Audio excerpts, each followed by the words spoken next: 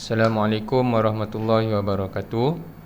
Alhamdulillah kita dapat teruskan lagi dengan PDPR kita pada minggu yang ketiga untuk subjek matematik dengan Cikgu Amru lah. Cikgu harap semua dah sedia untuk teruskan pelajaran kita pada hari ini, dan sediakan buku teks, alat tulis untuk kamu catat nota-nota penting. Jadi kita teruskan dengan tajuk kita pada ini. Tajuk hari ini adalah nombor 7 digit. Kalau dalam buku teks awak boleh tengok pada muka surat 9 hinggalah muka surat 11. Untuk tajuk hari ini kita boleh tengok dalam muka surat 9 hingga 11. Objektif pembelajaran kita ada dua. Yang pertama sekali, membaca, menyebut dan menulis sebarang nombor hingga 7 digit dalam perpuluhan juta. Yang kedua, membaca, menyebut dan menulis nombor hingga 7 digit dalam pecahan juta yang penyebutnya 2, 4, 5, 8 dan 10. Jadi cikgu harap semua masih lagi ingat penyebut tu berada di mana, di atas pecahan ke di bawah pecahan. Okey, kita nak teruskan lagi dengan slide yang seterusnya. Jadi sebelum kita baca dan sebut nombor, kita perlu tahu nilai tempat dan nilai digit.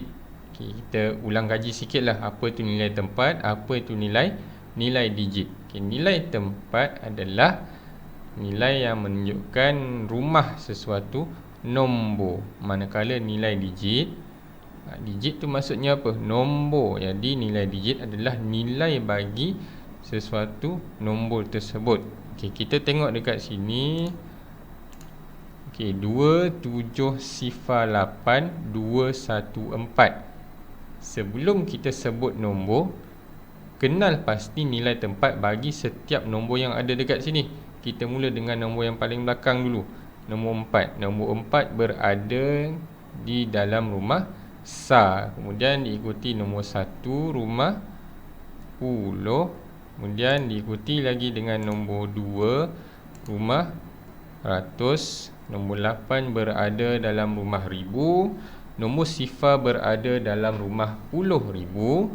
Nombor 7 berada dalam rumah ratus ribu. Dan nombor 2 berada dalam rumah juta. Ini adalah nombor nilai tempat baru yang awak belajar untuk tahun ini, juta. Kemudian kita tengok perlu pada nilai digit. Nilai digit ni senang sahaja, yang kita dah belajar pada tahun-tahun yang sudah.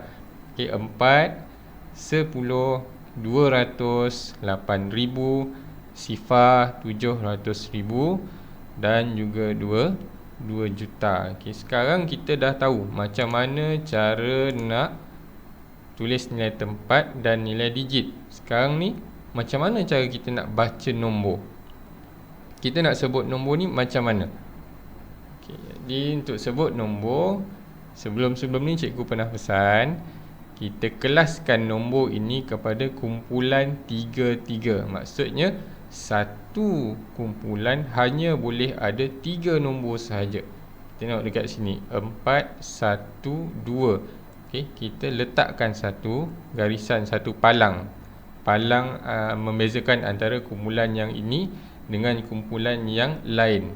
Kemudian nombor 7, 0 dan 8, ini satu kumpulan. Kita letakkan lagi satu palang yang berada di antara 2 dan kumpulan yang ini. Jadi kumpulan yang tengah-tengah ini, 7, 0, 8 adalah kumpulan ribu. Dan kumpulan yang berada di depan adalah kumpulan juta. Jadi cikgu rasa kalau kita ada nombor macam ini dan kita buatkan palang begini, tak susah kalau kita nak sebut nombor. Macam mana cara? Senang je. Baca nombor dulu diikuti oleh nilai tempat. 2,708,214. 2,708,214. Okey, cikgu harap semua masih ingat lagi macam mana cara nak tulis nilai tempat, macam mana cara nak tulis nilai digit dan macam mana cara nak membaca dan menyebut nombor. Kita terus dengan kemahiran yang pertama. Baca, sebut dan tulis sebarang nombor hingga 7 digit dalam perpuluhan juta. Kita tengok contoh yang pertama. Okay, cikgu ada tuliskan satu nombor dan dua pilihan jawapan. Yang mana satu pilihan jawapan yang betul? Okay, ini nombor ni 0.18 juta ataupun 0.18 juta. Okey. Untuk nombor perpuluhan, selepas titik perpuluhan, cikgu tunjukkan, okay, selepas titik perpuluhan, okay, nombor selepas itu kita perlu sebut nombor ni 11. Maksud cikgu sifar perpuluhan, okay, nombor yang pertama nombor 1 dan nombor yang kedua nombor 8. Jadi kita kena sebut sifar perpuluhan 18 juta. Kita tak boleh sebut sifar perpuluhan 18 juta. Okey, kecuali nombor yang berada di depan sebelum titik perpuluhan ni adalah digit 18. Ya, kita boleh sebutkan 18.18 juta. Tapi sekarang ini nombor di depan adalah nombor sifar. Bila yang ini nombor sifar, kita kena sebutkan sifar perpuluhan 18 juta. Okay, jadi pilihan jawapan yang pertama ini bukan jawapan yang sebenar. Jawapannya adalah sifar perpuluhan 18 juta. Okey, faham Kita teruskan lagi dengan contoh yang kedua. Okay, diberikan perkataan dan diminta kita tulis nombor dalam angka. Okay, ada dua pilihan jawapan dekat sini. Ini adalah apa yang selalunya kamu jawab dalam soalan, dalam latihan ataupun dalam ujian nanti. Okay, 6.002 juta.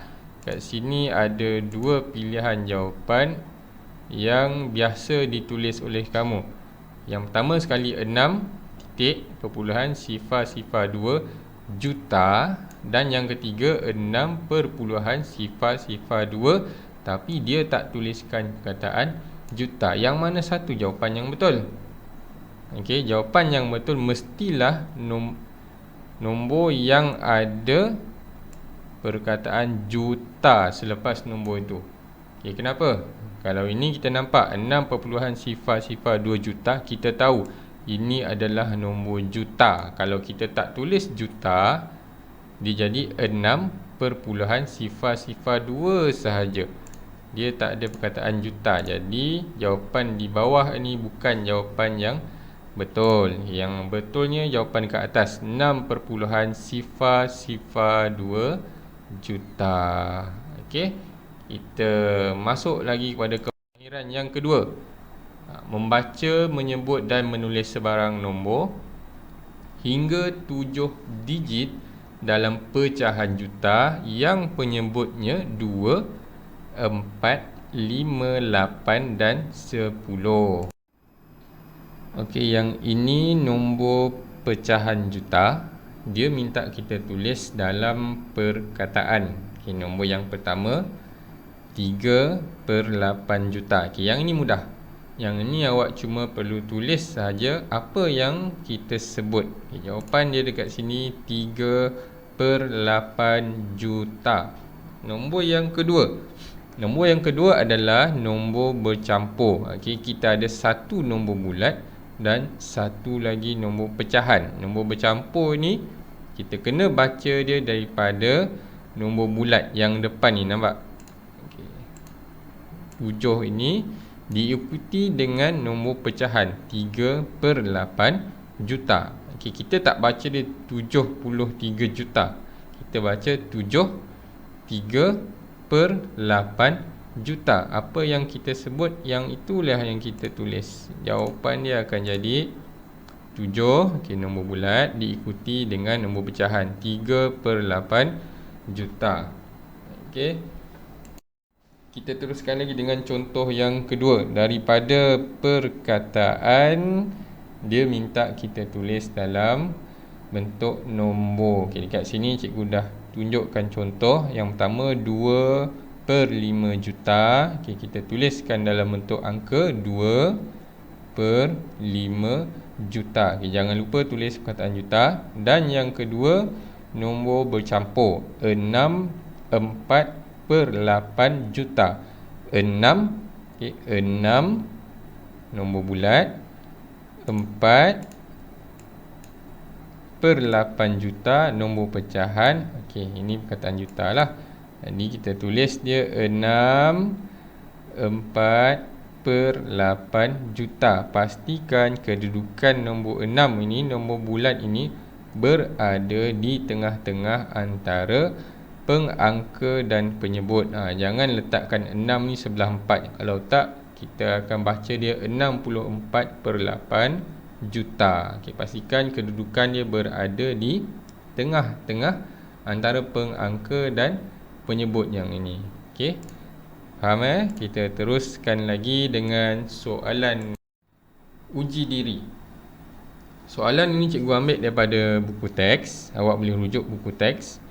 Yang pertama sekali, ada 2 papan hitam dekat sini. Yang pertama dia tuliskan 2.085 juta. Okey, ini dalam perkataan dan bawah ni dalam bentuk angka. Dan yang kedua 1,5/8 juta. Okey, tapi dekat sini dia tulis 1,5/8 juta. Okey, cara menulis nombor yang manakah betul? Bincangkan. Yang mana betul? Yang sebelah kiri ke ataupun sebelah kanan? Jadi kita semak yang sebelah kiri 2. Okey, dia tuliskan nombor 2 perpuluhan. Okey, ada titik perpuluhan. Sifar, ada nombor sifar. 8, ada nombor 8. Dan 5, ada nombor 5.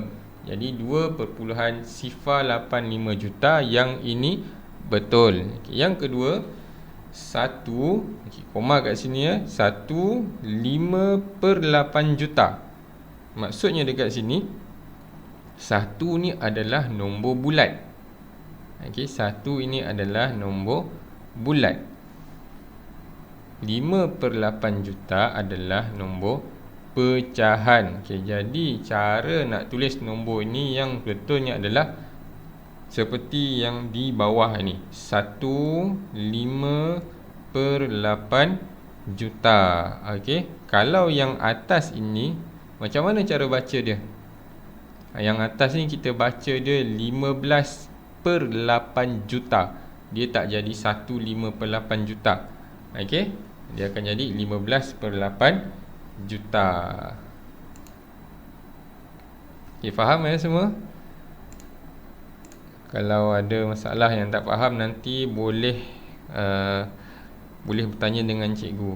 Dekat WhatsApp boleh, Telegram pun boleh. Jadi tugasan untuk kamu pada minggu ini adalah lengkapkan lembaran kerja yang diberikan. Okay, cikgu ada edarkan lembaran kerja dalam modul yang awak dah ambil pada hujung minggu itu hari. Jadi lengkapkan lembaran kerja tersebut dan hantar pada cikgu hujung minggu depan. Okey. Dan cikgu harap semua dapat buat dan semua dapat jaga diri. Sama-samalah kita doakan supaya wabak ini berakhir dan kita dapat kembali ke sekolah untuk teruskan pembelajaran kita. Sekian saja pada cikgu. Terima kasih. Kalau ada apa-apa yang tak faham, boleh terus tanya dengan cikgu. Okey. Assalamualaikum warahmatullahi wabarakatuh.